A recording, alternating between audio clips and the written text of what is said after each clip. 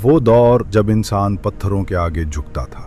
काबा, जिसे हज़रत इब्राहीम अलैहिस्सलाम ने तौहीद के लिए बनाया था, बुतों से भर चुका था। 360 बुत वहाँ मौजूद थे। लोग कहते थे, हम उनकी इबादत इसलिए करते हैं ताकि वो हमें अल्लाह के करीब करें। बाबा, क्या हम कुछ खेलेंगे? हाँ बेटी, थोड़ी देर बाद। बेटियों को जिंदा दफन कर दिया जाता था। कुरान ने बाद में इस मंजर को यूं बयान किया, और जब जिंदा दफन की गई बच्ची से पूछा जाएगा कि किस गुनाह में उसे कत्ल किया गया, शराब फख्र समझी जाती थी, जुल्म ताकत था, खून रेजी रिवायत थी। कोई कानून नहीं था, कोई रहनुमा नहीं था। फिर उसी अंधेरे में एक नूर पैदा हुआ।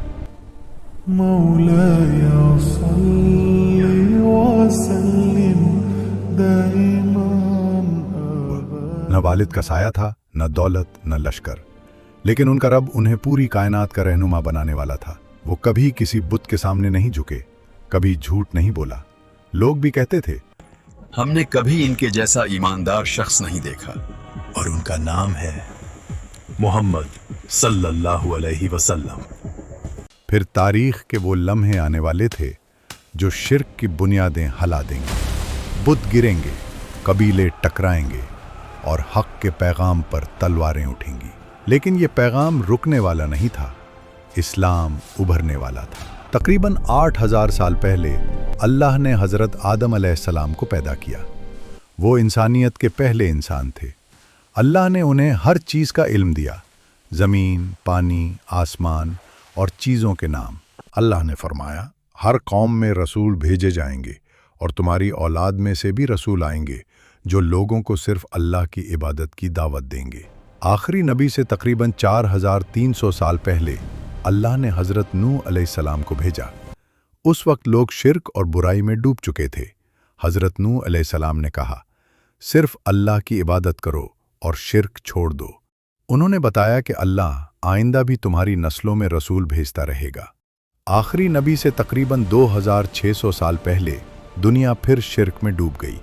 लोग बुतों, सितारों, चांद और सूरज को माबूद बना बैठे थे। तब अल्लाह ने हज़रत इब्राहीम अलैहिस्सलाम को भेजा। उन्होंने दुआ की, ए हमारे रब, उन्हीं में से एक रसूल भेज जो उन्हें तेरी आयात सुनाए, उन्हें किताब और हिकमत सिखाए और उन्हें पाक करे। आखिरी नबी से तकरीबन 1400 साल पहले मिस्र में एक जालिम बादशाह हुकूमत कर रहा था। उसका नाम था फ़िरौन। इसी जुल्म के दौर में अल्लाह ने हज़रत मूसा अलैहिस्सलाम को भेजा। हज़रत मूसा अलैहिस्सलाम ने अपनी कौम से कहा, अल्लाह तुम में से ही एक रसूल भेजेगा, तुम उसकी बात सुनना। आखिरी नबी से तकरीबन 600 साल पहले बनी इसराइल में फसाद और तहरीफ फैल चुकी थी। फिर अल्लाह ने हज़रत ईसा अलैहिस्सलाम को भेजा। उन्होंने फरमाया, मैं तुम्हारी तरफ अल्लाह का रसूल हूँ। मैं तौरात की तस्दीक करता हूँ जो मुझसे पहले आई, और एक रसूल की खुशखबरी देता हूँ जो मेरे बाद आएगा, जिसका नाम अहमद होगा। फिर वो वक्त आया। मक्का पहाड़ों से घिरा हुआ शहर था। शहर के दरमियान काबा था, मगर उसके गिर्द 360 बुत खड़े थे। ये था दौरे जाहिलियत। इसी शहर में कुरैश का एक मुअज़्ज़ज़ ख़ानदान था। बनु हाशिम उनके सरदार थे। अब्दुल मुत्तलिब बिन हाशिम उनके बेटों में एक थे। अब्दुल्ला बिन अब्दुल मुत्तलिब। उनकी शादी हुई हज़रत आमना बिन्त वहब से, लेकिन किस्मत ने एक बड़ा इम्तिहान दिया। अब्दुल्ला तिजारत के सफ़र पर गए और यथरिब में वफ़ात पा गए, और उस वक्त आमना हामिला थीं। फिर वो दिन आया, मक्का की सुबह थी।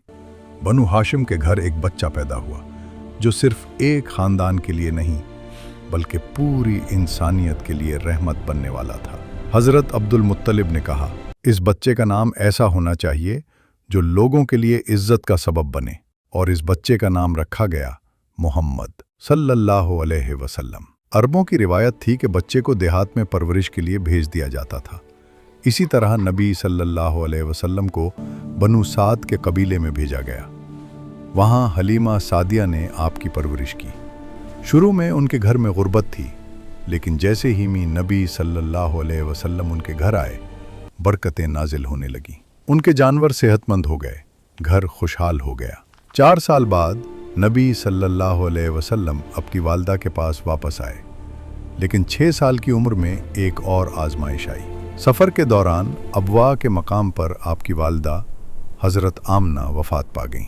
यूं नबी सल्लल्लाहु अलैहि वसल्लम माँ के साय से भी महरूम हो गए। फिर आप अपने दादा हज़रत अब्दुल मुत्तलिब के साथ रहने लगे, लेकिन जब आपकी उम्र 8 साल थी तो वो भी वफ़ात पा गए। अब आपके चचा हज़रत अबू तालिब ने आपकी कफ़ालत की। वो आपसे बहुत मोहब्बत करते थे।